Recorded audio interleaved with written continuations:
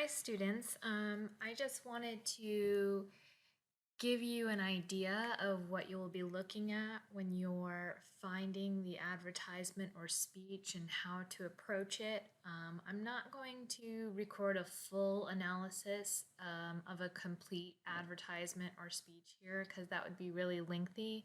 And I think just a taste of it will send you in the right direction. So I chose an ad to look at by Hillary Clinton called Stand for Reality.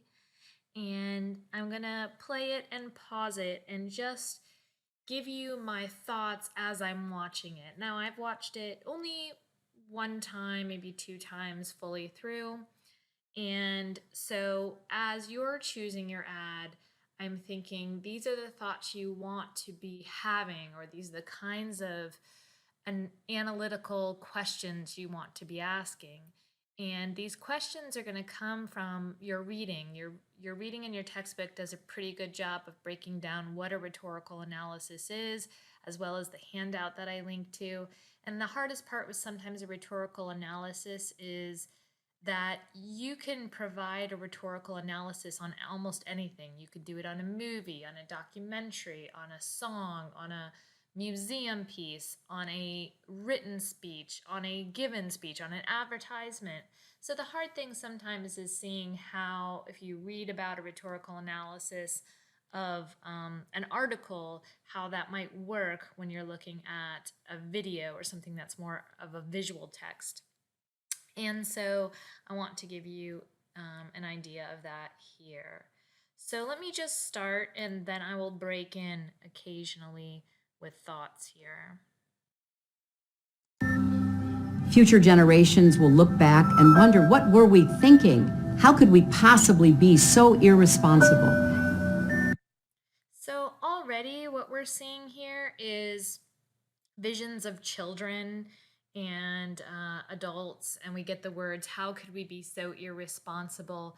So already you can see that she's appealing to a certain group of people, people who maybe have a legacy, maybe are invested in children, who care about the future and the future of the world. And you might say, well, isn't that everyone? But I think uniquely, Hillary Clinton stands at the forefront of being popular with women, and in particular with women with children, because of some of her stances and even because of some of her background, that she has a history of making inroads in legislation that is helpful to families and in particular to women and children. So let's look a little further. I'm just a grandmother with two eyes and a brain, and I know what's happening in the world is going to have a big effect. Again, just had to interject when she says, I'm just a grandmother with two eyes and a brain. Well, there she's appealing to us as like a normal person, right? I mean, she's got a law degree. She's been Secretary of State. She's met with Vladimir Putin. You know, she's not your everyday grandmother with two eyes and a brain. She really has a lot more under her belt than that. But just by saying that, she's trying to appeal to you as kind of this, you know, grandmotherly person, of just somebody who's concerned. And we see this more often, or we've seen this in the past sometimes, with male politicians who, you know, emphasize their middle class background, right? Because they want the middle, especially Republicans, want the middle class to vote for them. Well, I shouldn't say especially Republicans, Democrats too. But even if they, especially if they were born or if they're very affluent now, then they'll try to emphasize, hey, I'm just like most people in America, because most people fall into that middle class spectrum. So you'll see that appear a lot in videos where they'll try to emphasize, you know, my grandfather was a factory worker, or we came from dirt poor, and, you know, people just trying to be the common man, the everyday American. On my daughter, and especially on my granddaughter. It's hard to believe there are people running for president who still refuse to accept the settled science of climate change, who would rather remind us they're not scientists than listen to those who are.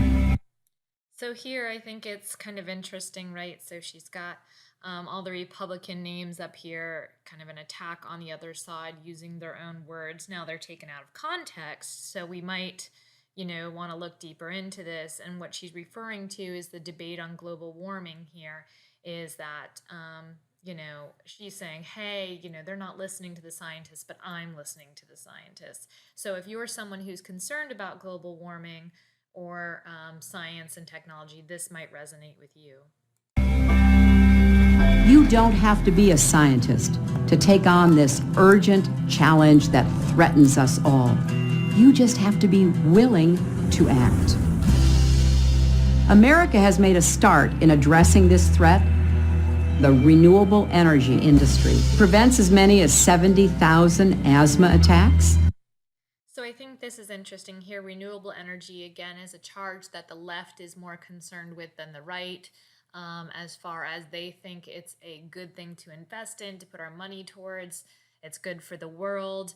And here, I think it's kind of interesting that this is the first statistic that she uses, is the image of a child in the background, and preventing asthma attacks. That there's a lot of arguments you could make in favor of renewable energy, but that the one that she first puts in here, again, has to deal with children, and something that in particular usually mothers are concerned with. By the time children are grown, they don't have as many asthma attacks, or people can take care of their own asthma.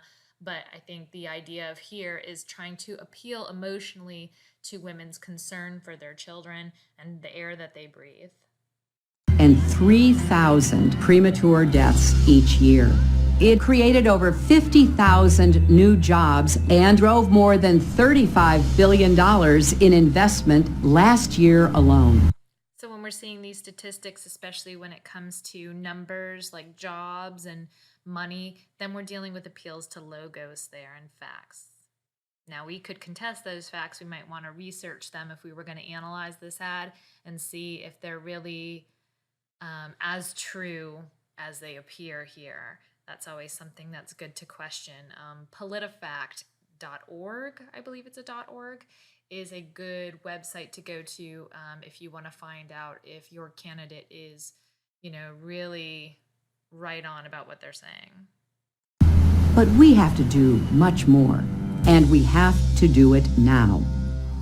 On day one as president, I will set 2 ambitious national goals that will test our capacities, but that I know are within our reach.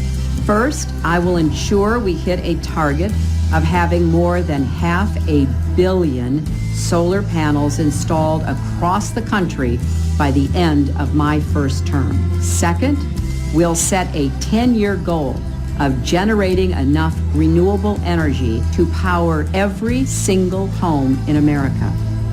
Over the next few months, I will lay out a comprehensive agenda to meet the climate challenge and make America the world's clean energy superpower. We're all going to have to do our part. But that's who we are as Americans. We don't hide from change, we harness it. We're on the cusp of a new era. We can have more choice in the energy we consume and produce. We can create a more open, efficient, and resilient grid that connects us, empowers us, improves our health, and benefits us all. So again, I think it's interesting, all these images of homes, of women and families and children. Her main demographic, that she gets support from is, like I said, middle-aged women with children, that kind of thing, or even youngish women with children. And so you're seeing her really appeal to that base by talking about sustainability and keeping the world strong for the youth of tomorrow. There are, again, a lot of different reasons she could talk about, more scientific reasons for why to invest in renewable energy and to, look to windmills and solar panels and things like that. She could bring in Bill Nye and start talking about that. But because her demographic is really concerned with more of a, has family values, not that everyone doesn't have family values, but in particular, that's, one of their big concerns. She is showing a lot of images appealing to that. And also diversity. We see here, a little girl of color where, in another ad, we may not see so much diversity. So that's part of her platform as well, is appealing to minorities. The decisions we make in the next decade can make all of this possible. Or they can keep us trapped in the past. We cannot wait any longer.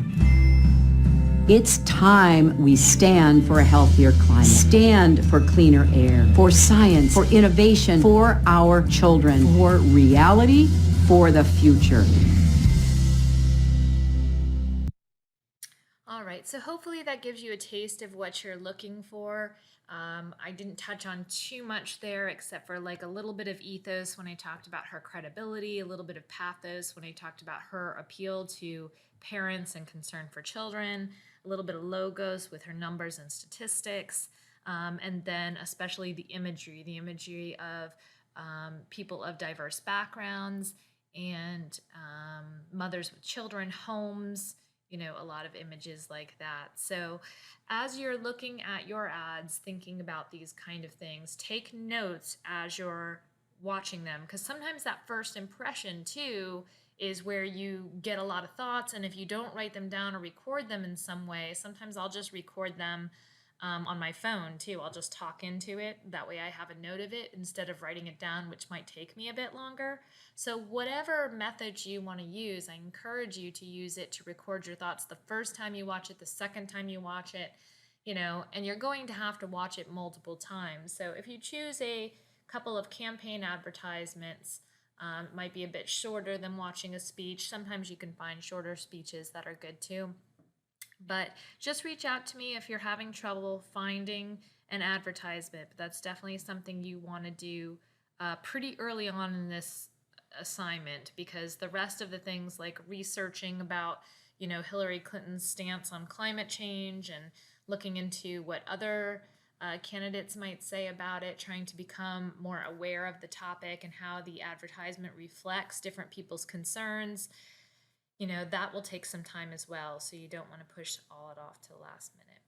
All right, please reach out if you have any questions. Thank you.